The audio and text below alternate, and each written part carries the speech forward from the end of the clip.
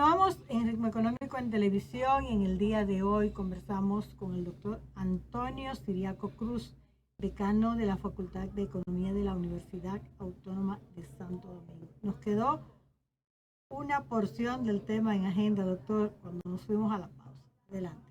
Sí, que tú hacías una pregunta muy importante. Tú decías, bueno, pero ¿cómo esto tiene repercusiones? El tema de tú disminuir la burocracia, todos los procesos que se dan en la administración pública. ¿Cómo eso afecta, obviamente, el crecimiento de la economía? Tú sabes que generalmente cuando los niveles de burocracia disminuyen, tú le estás disminuyendo costos a la gente, costos incluso de transacciones a la gente, pero también a aquel que hace negocio. Por ejemplo, eh, aquí hay una ley que va a, a cambiar un tanto todos los procesos de compras y contrataciones públicas. Te pongo ese ejemplo. Y esa ley, que yo incluso estuve en un proceso que se dio de discusión, tiende a incrementar las compras a las MIPIMES. Eso está bien, o sea, Muy bien. eso incluso va a pasar creo que hasta un 20 o 25%, pero también le da un enfoque de género, porque muchas MIPIMES están básicamente dirigidas por mujeres. ¿Y qué ocurre? Que la ley va a facilitar el proceso de tramitaciones. Porque muchas veces, y al facilitar esos procesos de tramitaciones, ¿qué está haciendo? Que está también contribuyendo a la formalización de las empresas, que es un problema que hay en el país. Y qué bueno cuando yo dije, bueno, si el presupuesto de este año, por poner un ejemplo, es 1.4 billones de pesos, Sonia, calcúlale el 20%. El 20% de 1.4 billones. Estamos hablando de alrededor de 320.000 millones de pesos. Que tú lo vas a destinar precisamente a las MIPIMES. Usted ha tocado Entonces, una hebra yo te digo sensible eso, y fíjate ahí. tú cómo esos procesos de simplificación burocrática Ujú, ujú. te atraen a la gente y esas personas, al sector privado, a los pequeños productores, a los pequeños empresarios, a la gente que quiere emprender, y eso te motoriza la economía nacional. Entonces yo creo que hay que verlo así. Fíjate la importancia de tú manejarte con burocracia cero, con una limitación de todos los trámites de papeles. Y eso es muy importante en una sociedad y en una economía, porque motoriza la economía y además mejora los niveles de competitividad de las empresas que exportan hacia afuera. Entonces, quería decirte eso para que no se me fuera esa parte. No, mire, usted ha tocado una fibra sensible para mí, que es el tema de las MIPIMES.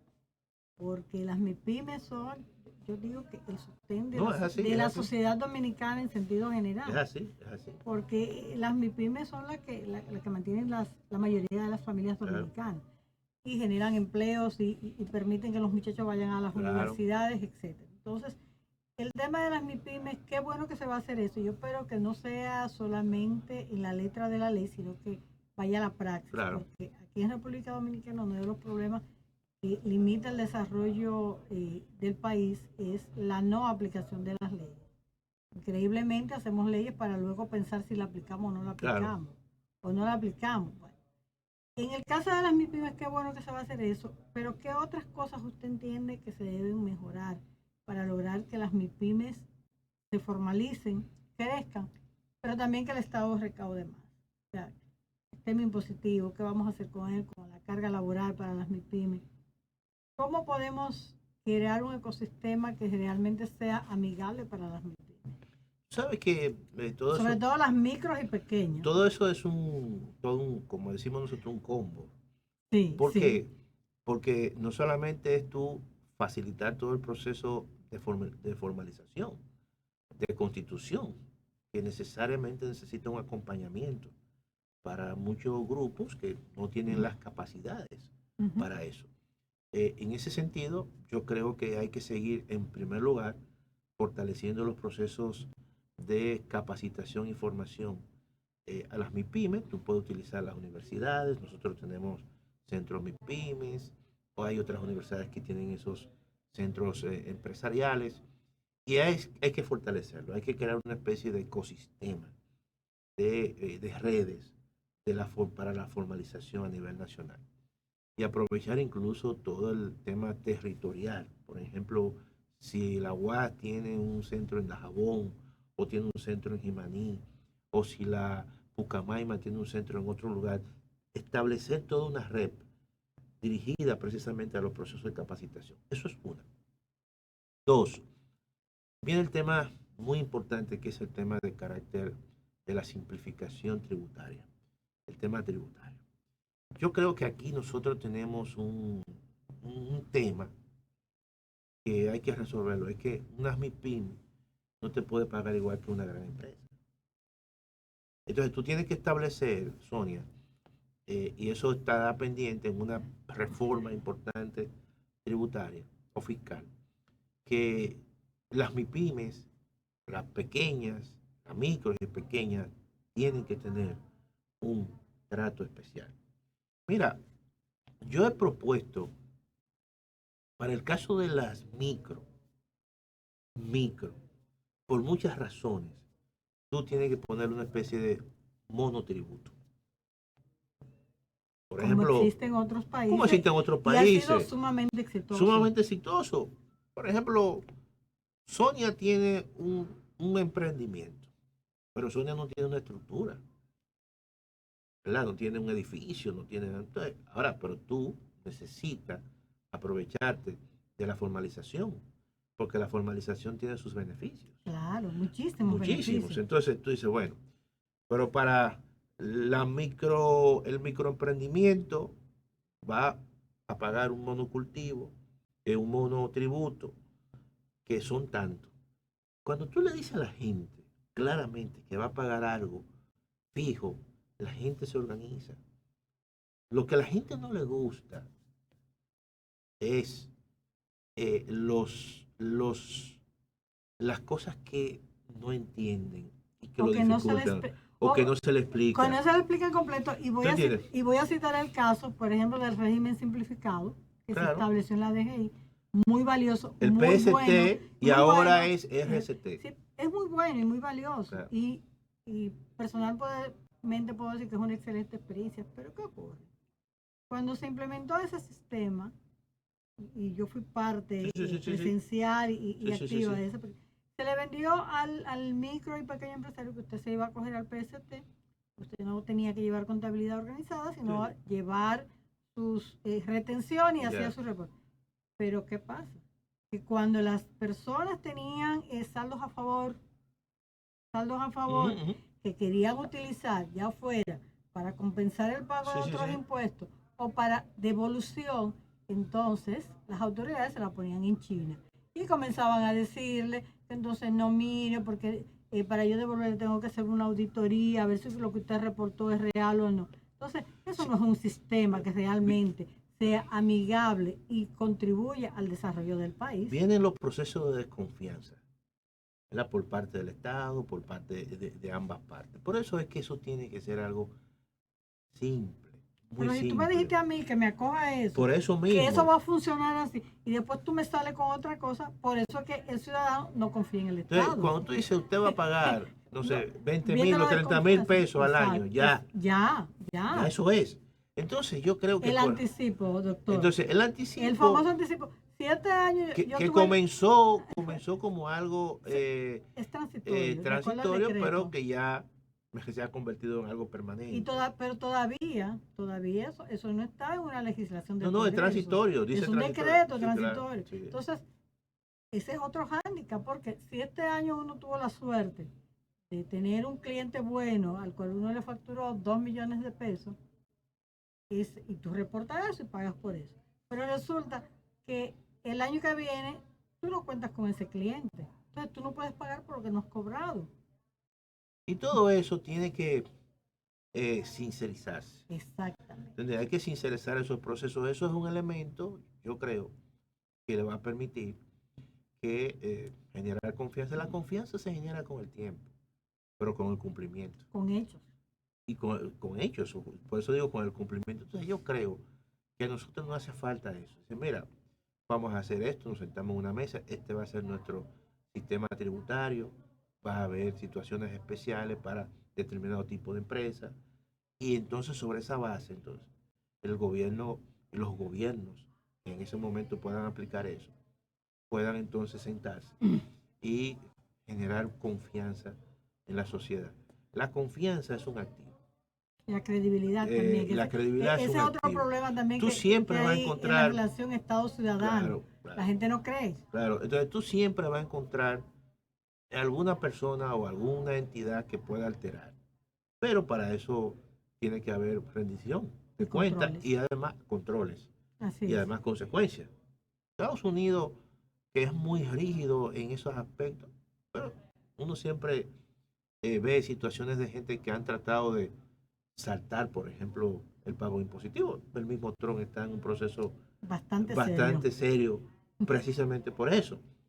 Pero lo importante es que eso sea la excepción y no la Y, norma. no, y eso es lo que ocurre. Pero hay otro elemento importante que hay que recordar.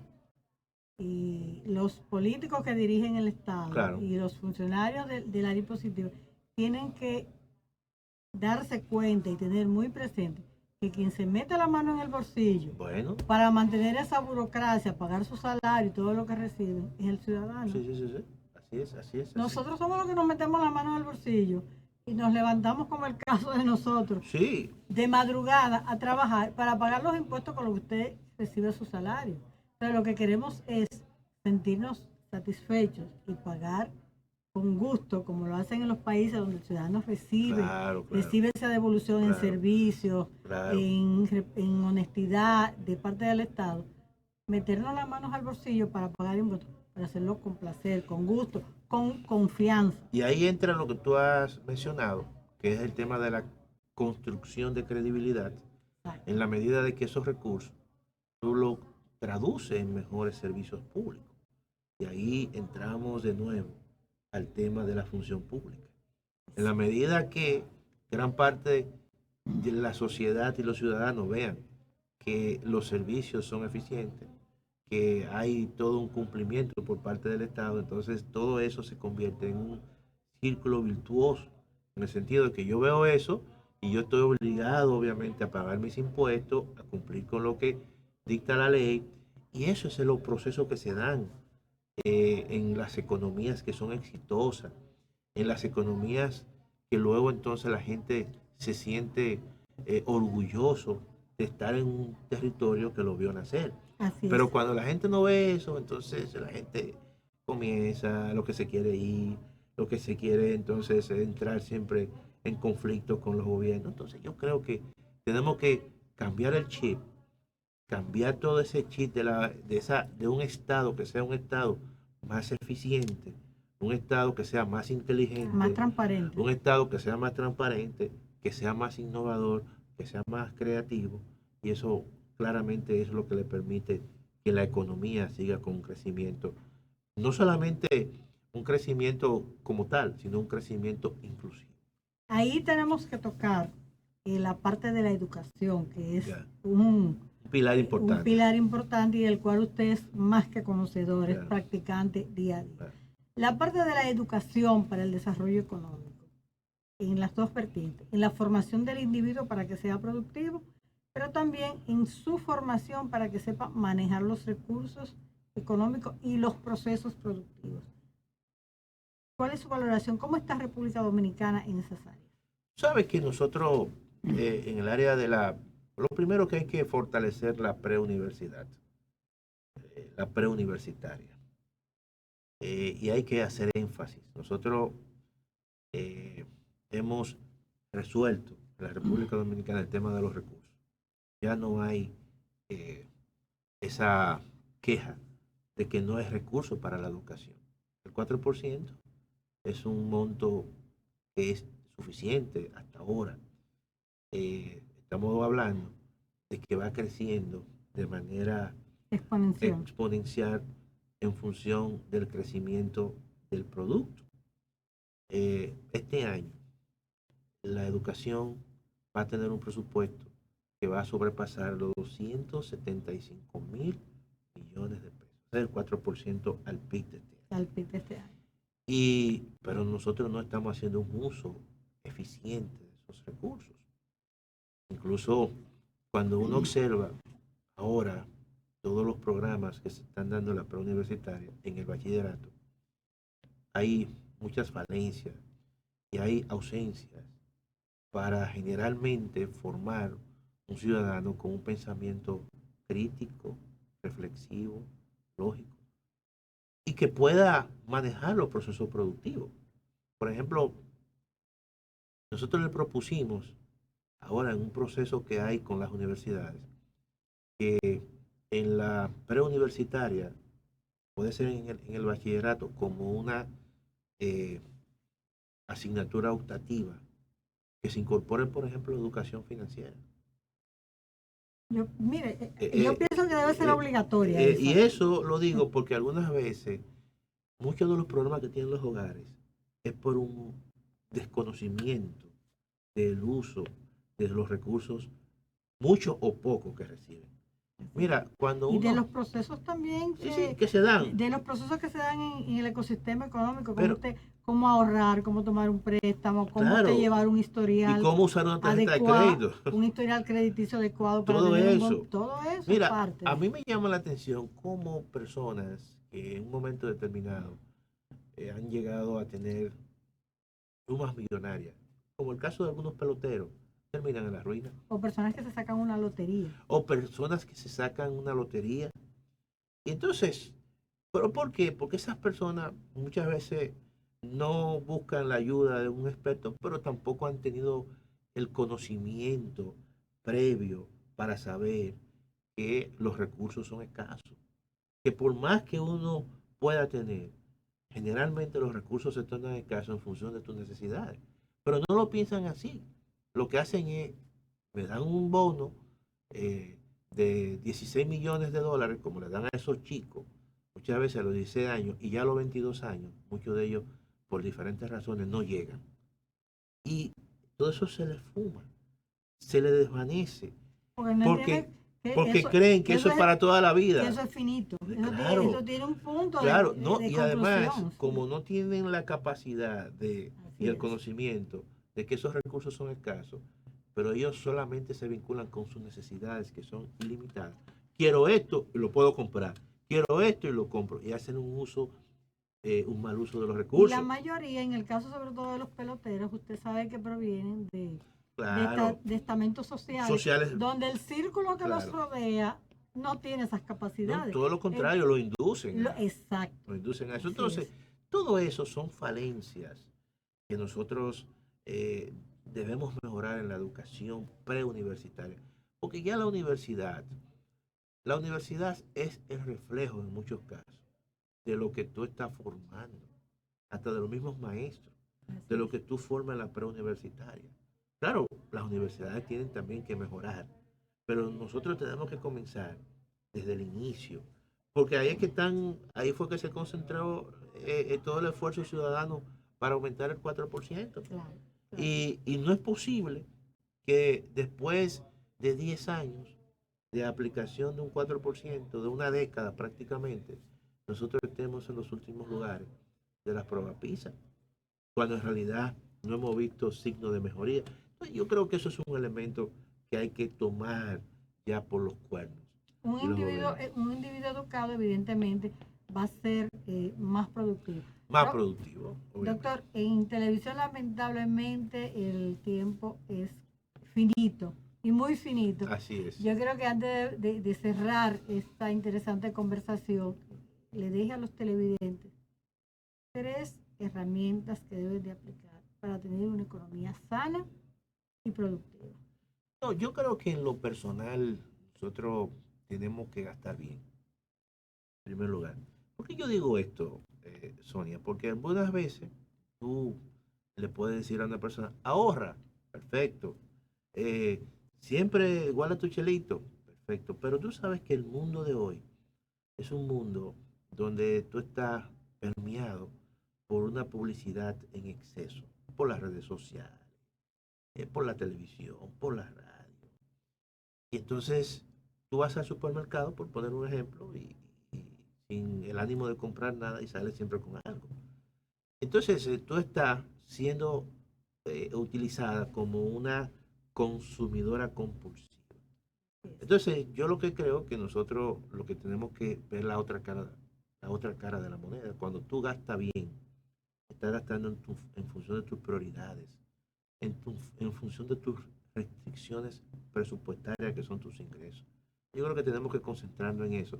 Siempre planificar gran parte de nuestra vida y en la planificación de nuestras vidas nos lleva a una planificación de qué es lo que nosotros queremos como proyecto de vida. Y eso obviamente nos permite gastar en función de tus prioridades. No te salga de tus prioridades, porque todo aquello que esté fuera de ahí sencillamente implica un mal uso de tus recursos. Excelente, excelente recomendación. Y yo digo también, profesor, hay que cambiar el gastar por el invertir. Así es. Y cuando usted va a comprar algo, sea una inversión para su salud, si es comida, Claro. un vestuario que le permita utilizarlo en múltiples cosas y por mucho tiempo. Eso es gastar bien también. Entonces ahí usted está, más que gastando, yo invirtiendo. Sí, sí, no, eso está bien. Yo digo bien para darle esa... Exactamente. Así que le agradecemos muchísimo haber estado con nosotros hoy en esta entrega. No será la primera, Así es Sonia. una de muchas que espero que se repita, porque desde la academia se construye futuro, y por eso nosotros nos gusta traer a los académicos, los que están formando el futuro del país, desde las universidades. Y qué mejor que la Universidad Autónoma de Santo Domingo, que es la universidad donde van la gente a buscar un futuro mejor, sin importar cuántos recursos económicos tenga. Así que nuestro agradecimiento, profesor. Gracias a Y ti, por Sonia. supuesto, en otra entrega estará con nosotros. A ustedes, gracias por habernos acompañado en el día de hoy. Y nos vemos la próxima semana en una nueva entrega de Ritmo Económico en Televisión.